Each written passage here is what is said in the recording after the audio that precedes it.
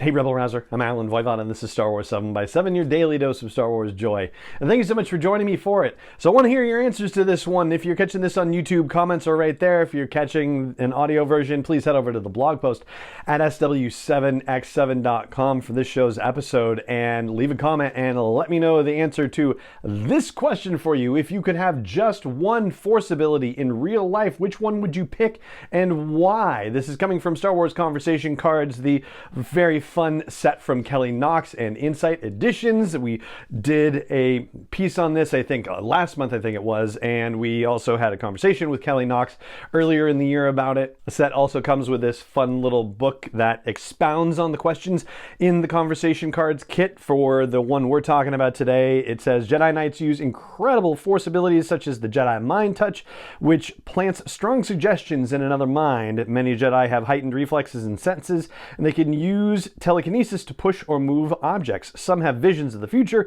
and others can see the history of an item they touch. Now, all of that is true. However, it is only focused on the Jedi, and there are some Force abilities that the Jedi would perhaps describe as unnatural, to quote a certain Dark Lord of the Sith. For me, I kind of went back and forth on this one. I thought about telekinesis as an option, but I fear that I would become very slothful as a result. One of the Force powers that doesn't get mentioned in there, and there's only so much room we can talk about and so many Force powers out there, but being able to commune with animals, especially considering that, I have 2 cats and a deaf dog, be able to communicate with them at a, more involved level in some fashion, I think would be kind of fascinating. Ultimately, what I decided on is heightened reflexes, because I feel like that is possibly one of the most useful things for real life, whether you're driving and you need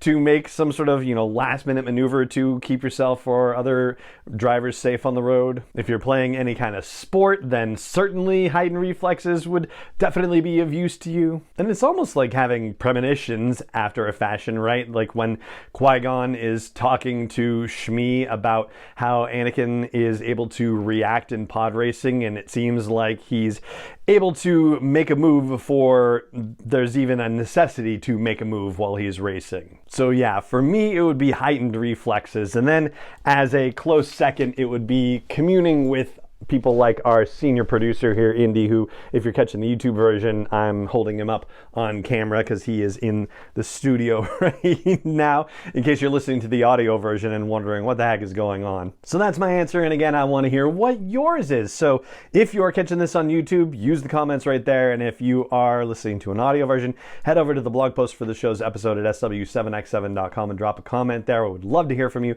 And that is going to do it for this episode of the podcast. It just remains for me to say thank you so much for joining me for it, as always, and may the Force be with you wherever in the world you may be.